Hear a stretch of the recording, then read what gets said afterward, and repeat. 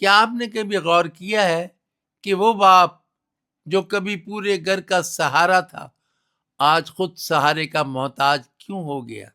وہ ماں جس کے ہاتھوں میں شفا تھی آج انہی ہاتھوں میں کپ کپاہٹ کیوں ہے؟ بڑھاپا بیماری نہیں مگر کمزوری بڑھاپے کو عذاب بنا دیتی ہے۔ آج کی اس ویڈیو میں ہم بات کریں گے قرآن کیا کہتا ہے بڑھاپے اور کمزوری کے بارے میں۔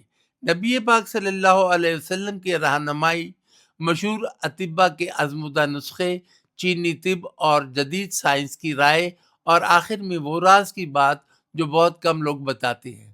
آخر تک ضرور دیکھیے گا۔ قرآن کریم کیا کہتا ہے بڑھاپے اور کمزوری کے بارے میں؟ اللہ تعالیٰ فرماتا ہے، اللہ وہی ہے جس نے تمہیں کمزور پیدا کیا، پھر کمزوری کے بعد طاقت دی، پھر طاقت کے بعد کمزوری اور بڑھاپا دیا۔ یہ آیت واضح کرتی ہے کہ کمزوری ایک فطری مرحلہ ہے، لیکن اسے سنبھالنا ہماری ذمہ داری ہے۔ قرآن ہمیں سکھاتا ہے اعتدال، پاکیزہ غذا، صبر اور شکر۔ حدیث مبارکہ صلی اللہ علیہ وسلم میں رہنمائی، نبی کریم صلی اللہ علیہ وسلم نے فرمایا، دو نعمتیں ایسی ہیں جن کی اکثر لوگ قدر نہیں کرتے، صحت اور فراغت۔ اور ایک اور حدیث میں ہے، قوی مومن کمزور مومن سے بہتر اور اللہ کو زیادہ محبوب ہے۔ یہاں طاقت صرف جسمانی نہیں بلکہ غذا، عادت اور سوچ کی طاقت بھی ہے۔ بوڑھوں کی کمزوری کی اصل وجوہات غذائیت کی کمی، ہاضمہ کمزور ہونا، پٹھوں کا سکڑ جانا، ہڈیوں کی کمزوری، نیند کی کمی، مسلسل پریشانی، سورج کی روشنی سے دوری، حرکت نہ کرنا یعنی ایکسرسائز نہ کرنا۔ اطباء طب یونانی کیا کہتے ہیں؟ حکیم اجمل خان فرماتے ہیں، بڑھاپے میں اصل خرابی حرارت عزیزی کے کم ہونے سے ہوتی ہے۔ حکیم سعید رحمۃ اللہ علیہ کہتے ہیں، غذا اگر دوا بن جائے تو دعا کی حاجت نہیں رہتی۔ چینی طب کی رائے، چینی طب کے مطابق بڑھاپا گردوں کی توانائی کی کمی، کمزوری خون اور توانائی کی کمی۔ اس لیے وہ زور دیتے ہیں گرم غذائیں، ہلکی ورزش، جڑی بوٹیاں۔ ذہنی سکون، جدید سائنس کیا کہتی ہے؟ جدید تحقیق کے مطابق پروٹین کی کمی، وٹامن ڈی کی کمی، وٹامن B12 کی کمی، زنک اور میگنیشیم کی کمی، ہلکی اسٹرینتھ ایکسرسائز کی جائے، یہ سب مل کر کمزوری کو بڑھاتے یا کم کرتے ہیں۔ بوڑھوں کی کمزوری دور کرنے کے 20 آزمودہ نسخے۔ نمبر 1، دودھ پلس شہد، روزانہ رات کو نیم گرم دودھ میں 1 چمچ شہد۔ نمبر 2، کھجور اور دودھ۔ نمبر 2، کھجوریں دودھ کے ساتھ۔ نمبر 3، بادام کا ہریرا، 3 بھگوئے بادام پیس کر دودھ میں پی لے۔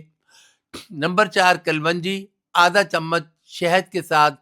نمبر 5، مکھن اور شہد، صبح نہار منہ۔ نمبر 6، دیسی گھی، 1 چمچ دال یا سبزی میں۔ نمبر 7، اسبغول، قبض ختم، طاقت بحال۔ نمبر 8، انجیر، رات کو بھگو کر صبح نہار منہ کھا لی جائے۔ نمبر 9، لہسن، 1 جوی روزانہ۔ نمبر 10، آملہ، سفوف یا جوس۔ نمبر 11، سونف، کھانے کے بعد۔ نمبر 12، تل کے پنی اور لڈو۔ نمبر 13، مونگ کی دال، ہلکی طاقتور۔ نمبر 14، یخنی، ہڈیوں اور جوڑوں کے لیے۔ نمبر 15، ہلدی والا دودھ، سوزش ختم، طاقت بحال۔ نمبر 16، زیتون کا تیل، جوڑوں پر مالش۔ نمبر 17، سورج کی روشنی، روز 15 منٹ۔ نمبر 18، ہلکی واک روزانہ۔ نمبر 19، گہری نیند کم از کم 7 گھنٹے۔ نمبر 20، دعا اور سکون قلب، یہ سب سے بڑی دعا ہے۔ اگر شوگر، بلڈ پریشر یا دل کا مسئلہ ہو تو کسی بھی نسخے سے پہلے اپنے مالج سے مشورہ ضرور کر لیں۔ آخر میں راز کی بات، بوڑھوں کی کمزوری کی سب سے بڑی وجہ وہ نہیں جو وہ کھاتے ہیں، بلکہ وہ ہے جو وہ ہضم نہیں کر پاتے۔ ہاضمہ درست ہو جائے تو آدھی کمزوری خود بخود ختم ہو جاتی ہے۔ یا اللہ ہمارے والدین کو صحت کاملہ عطا فرما، ان کے بڑھاپے کو عزت، طاقت اور سکون والا بنا ہمیں ان کی خدمت کی توفیق دے، آمین۔ اگر آپ چاہتے ہیں مزید دیسی نسخے، اسلامی و سائنسی علاج، بوڑھوں اور کمزور جسم کے لیے مکمل رہنمائی، تو ویڈیو کو لائک کریں، چینل کو سبسکرائب کریں اور کمنٹ میں لکھیں صحت۔ اگلی ویڈیو میں ایک ایسا نسخہ بتاؤں گا جو کمزوری کی جڑ کاٹ دیتا ہے، لیکن یہ راز ہر ایک کو نہیں بتایا جاتا۔ السلام علیکم۔